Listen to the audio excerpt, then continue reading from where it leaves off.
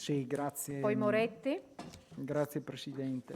Ma io mi sento di dire questo, come dire, non credo ci si possa schierare contro questo aggiustamento in corsa del regolamento, chiaramente, che recepisce quelli che sono i contenuti delle sentenze per cercare di superare una situazione obiettivamente imbarazzante.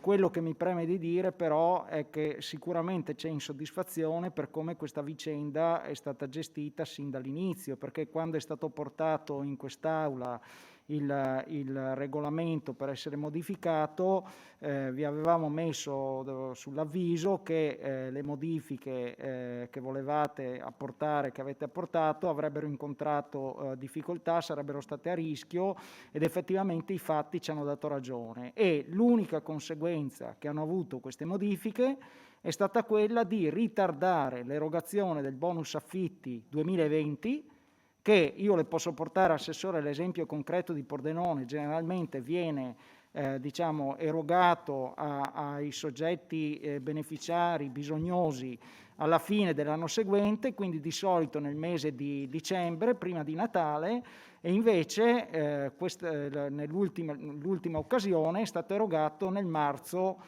di quest'anno. E quindi un ritardo che ha penalizzato le famiglie bisognose. E questa è stata l'unica conseguenza della norma che avete approvato: penalizzare i cittadini bisognosi. Se invece ci aveste ascoltato, questo non sarebbe accaduto e questa marcia indietro che lei ci chiede di ratificare oggi in Aula non sarebbe stata necessaria. Grazie. Grazie a lei. Il problema è che noi non stiamo facendo altro che applicare quanto è stato ordinato, né più né meno. Perché ovviamente se fosse stato per noi avremmo lasciato tutto così com'è. Ma siccome di fronte a una sentenza che ordina di fare un certo tipo di attività, abbiamo dovuto farla, in sintesi, e che quindi andiamo a toccare solo dove ci hanno chiesto, né più né meno. Consigliere Caligaris, prego.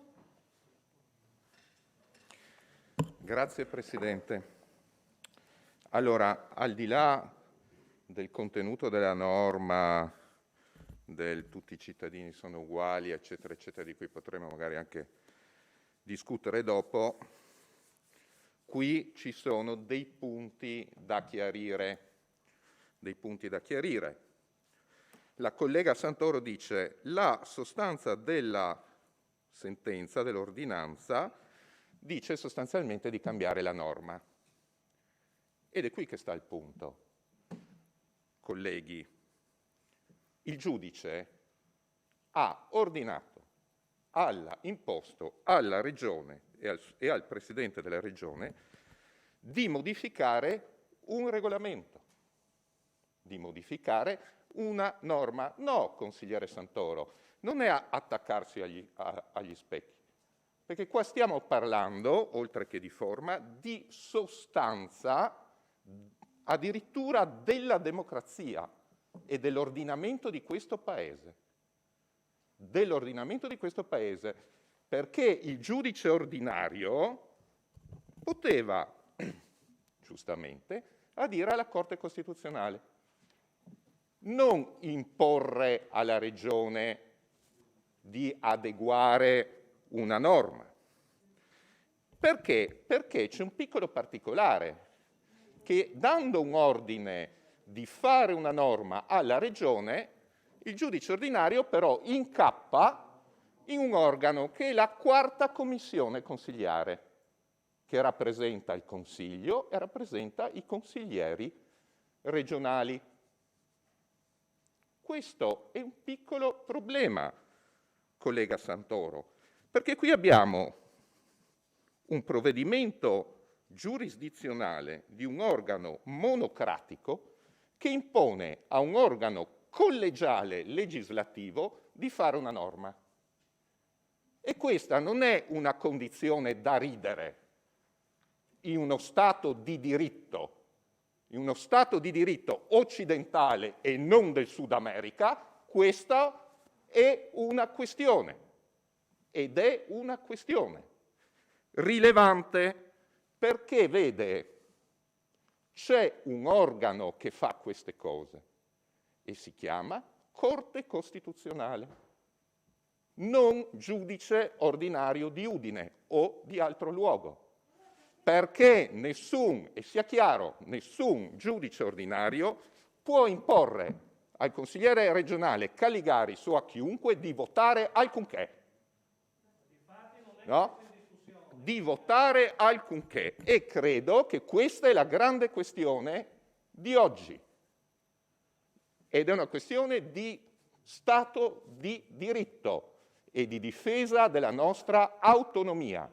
Ed è così proprio, di fronte a un altro organo dello Stato. Per cui annuncio che il gruppo della Lega e anche, credo, in accordo con tutta la maggioranza, voterà contro questa modifica. Durante il mio primo intervento non è che ho raccontato delle opinioni, ma dei fatti concreti. Che l'erogazione del bonus affitti 2020 sia stato ritardato di alcuni mesi facendo un bel regalo di Natale da parte della Giunta e del centrodestra ai soggetti bisognosi che lo aspettavano, questo è un dato di fatto incontrovertibile, glielo assicuro collega. Così come credo che i sindaci si troveranno in imbarazzo nel dover decidere se applicare o meno un regolamento che un tribunale ha deciso l'illegittimità e che questa commissione, la maggioranza, non ritiene di modificare per portare avanti una battaglia ideologica che alla fine è dannosa perché colpisce i cittadini che hanno bisogno. Quindi qui delle due l'una, o siamo davanti a una messa in scena, cioè vi eravate messi d'accordo, la Giunta è venuta qui sapendo che la Commissione avrebbe bocciato per mandare avanti questa battaglia politica, per tenere alta questa bandiera ideologica e questo sarebbe vergognoso perché vuol dire che la Giunta ha approvato un atto di fatto di cui sapeva che non sarebbe andato avanti, solo per lavarsi la coscienza, diciamo, oppure questo accordo non c'era, non è una messa in scena e la maggioranza ha sfiduciato il suo assessore che politicamente dovrebbe trarne le conseguenze rassegnando immediatamente le dimissioni. Perché se su un tema così importante, così dirimente per la maggioranza, l'azione dell'assessore non è coerente con i vostri obiettivi, se io fossi nell'assessore non avrei il minimo dubbio nel rassegnare le dimissioni. Quindi qui non dovete fare il gioco delle tre carte, perché sia in un caso che nell'altro state facendo una brutta figura colossale e non ve ne rendete conto e, come ha detto il capogruppo e anche la collega e gli altri dell'opposizione che sono intervenuti, alle spalle della povera gente. Grazie. Aveva chiesto nuovamente la parola il collega Caligaris, mi pare. Sì, grazie Presidente. Allora, giusto per replicare un po' al giochino che fa l'opposizione, no? Questa cosa della sfiducia all'assessore. Insomma, allora mi pare chiaro che la proposta di giunta è sostanzialmente un atto dovuto, è necessitato dall'ordinanza del Tribunale. Adesso diciamo le cose come stanno. Vero? Quindi nella nostra autonomia e indipendenza di consiglieri regionali stabilita dallo Statuto e dalla Costituzione, noi votiamo in libera coscienza. Noi votiamo in libera coscienza, punto. Quindi inutile che giocate la sfiducia o siete d'accordo, eccetera. Io personalmente nel mio voto esprimo la mia contrarietà a quella decisione che non viene neanche dalla mia giunta, perché io considero, se vogliamo dirla tutta, la norma regolamentare che è esattamente uguale e riportata nella legge, una norma fra l'altro di equità e giustizia,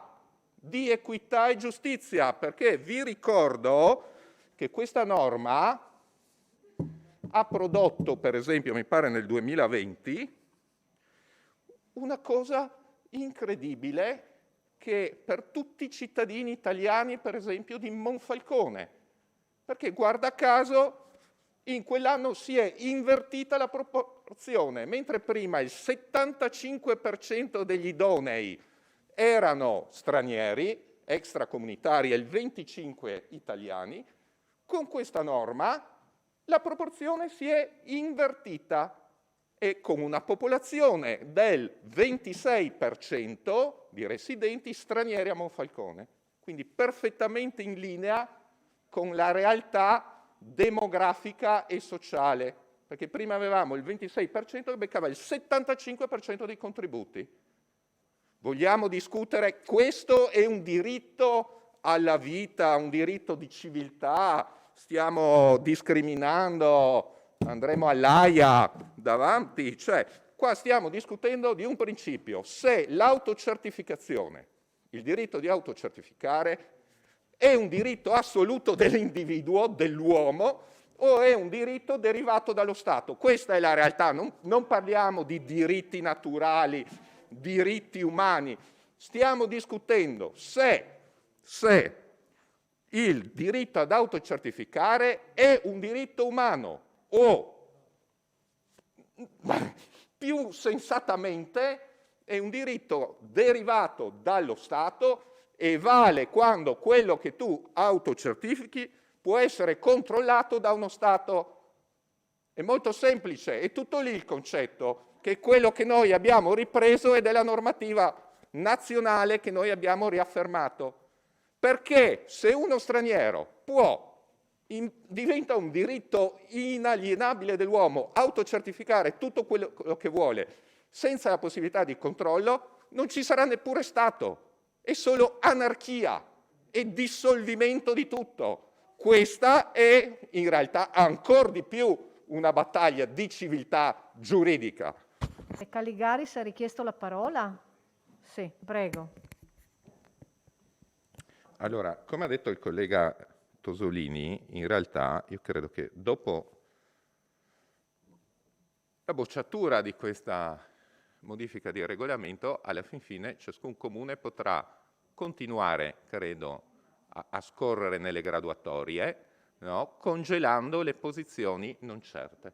No?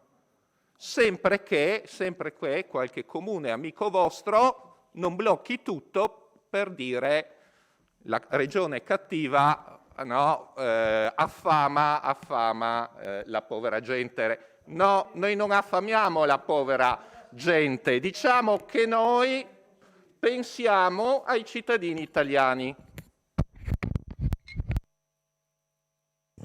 Bene, allora abbiamo chiuso questa parte di dibattito e do la parola all'assessore per le repliche, se siete in ascolto. Prego, assessore.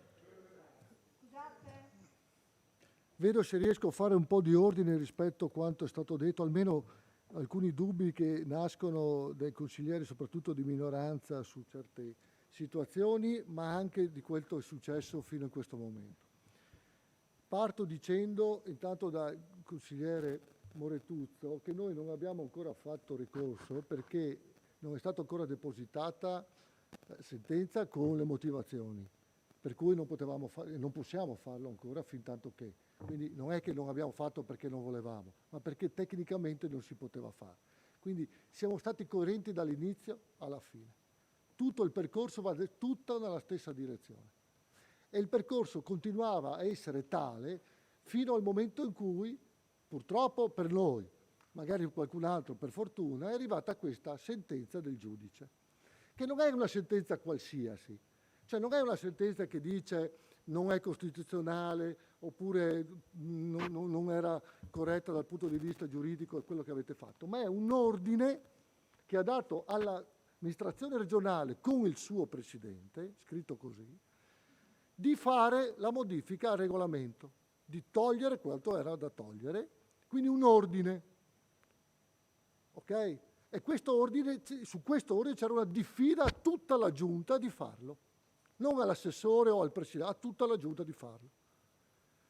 Quindi, sotto una diffida, come per legge è previsto, con l'articolo 650 del codice di procedura penale, se non si ottempera la diffida, ovviamente si va a procedimento penale in atto. E quindi dovevamo, non era una scelta, perché se fosse stata una scelta certamente non la facevo, né io né probabilmente tutta la Giunta. Perché se fosse stata una scelta è chiaro che noi continuavamo con le nostre idee, che può essere giusto o sbagliato, ma è una procedura, è un'idea politica, certo, è un'idea di parte, certo, ma avevamo quella e l'abbiamo fatta fin da subito e l'abbiamo mantenuta sempre. E la difendiamo da sempre e continuamente fin tanto che possiamo. Quindi Cassazione, Corte Costituzionale, quello che serve. È chiaro che noi siamo in questa ordine di idee, perché se no andavamo contro a quello che noi volevamo, perché qualcun altro magari diceva che non davamo a tutti i cittadini di questo territorio, eccetera, eccetera. Perché avevamo un'idea precisa, come spesso viene detta, e l'ha detto anche il consigliere Caligaris, prima volevamo dar soddisfazione agli italiani residenti in regione, poi anche agli altri, non solo, anche agli altri. E i numeri che ha portato Monfalcone sono eloquenti, chiari, precisi, non confutabili, dell'effetto di quello che è stato fatto, che abbiamo fatto noi e che è stato fatto. Poi il discorso che cosa succede se ha messo, non ha messo, eccetera, i comuni se hanno fatto o non hanno ammesso, quelli che hanno fatto richiesta. Non abbiamo riscontro ad oggi di un qualsiasi comune che non ha ammesso. Tutti sono stati ammessi con riserva, tant'è che noi abbiamo fatto 3 circolari nel 20, nel 21 e nel 22, anche adesso, in cui si diceva ai comuni: guardate, visto che c'è questo problema, eccetera, eccetera, ammettete tutti con riserva. Quindi non veniva eliminato, scartato nessuno. Quindi tutti sono in graduatoria, che possono accedere al contributo. Poi, in base alla sentenza finale, in base al giudicato finale, si andrà a pagare o non pagare, decidere o non decidere, quello che verrà fatto. Questo è lo stato di fatto. E non è certamente che la Giunta fa qualcosa e il Consiglio risponde diversamente. Fa qualcosa la Giunta perché è obbligata a fare qualcosa, perché gli è imposto di fare qualcosa. E poi ovviamente voi siete, dico voi come consiglieri, col massimo dell'autonomia a decidere se quello che dice il giudice è un ordine corretto o non corretto, giusto o sbagliato, rispetto a quello che noi dovevamo fare. Prego, Assessore. Allora, no, se e come previsto la Giunta doveva fare un atto, come in questo caso l'ha fatto, cioè la modifica del regolamento, ha ottemperato a quanto previsto. Ha ottemperato fino a quel momento a quanto previsto. Dopodiché, può la Giunta andare contro un parere vincolante della Commissione? No. E quindi come faccio io a fare un altro atto contro alla Commissione? È impossibile. Quindi, delle due l'una, o vado contro la Commissione o vado contro il giudice. Ok? È chiaro che se il parere è vincolante non posso andare contro quanto previsto per norma, per regolamento, adesso non mi ricordo com'è, che è prevista il vincolo da parte del parere vincolante da parte della Commissione, quindi prende atto la Giunta di quanto è stato espresso in Commissione e fa l'atto di conseguenza. Ma la prima cosa che doveva fare è quella di modificare, quindi ottemperare all'ordinanza, e l'ha fatto. Dopodiché se Però scusate, non è causa della Giunta. no, però scusate, adesso potremmo andare avanti all'infinito e siamo qua anche per questo, non ci sono difficoltà di sorta. Abbiamo esaurito le richieste, gli interventi? Sì, mi pare bene. Allora, passiamo all'espressione del parere ai sensi dell'articolo 12,1 della legge regionale 1/2016 sulla deliberazione della Giunta regionale 523 del 14 aprile 2022 recante legge regionale 1/2016 articolo 19 regolamento recante modifiche al regolamento, e diamo per letta la parte finale, emanato con con decreto del Presidente della Giunta regionale del 15 aprile 2020, numero 66, approvazione preliminare. Votiamo naturalmente per alzata di mano. Favorevoli? Contrari? Astenuti? Nessuno, e quindi abbiamo espresso parere contrario.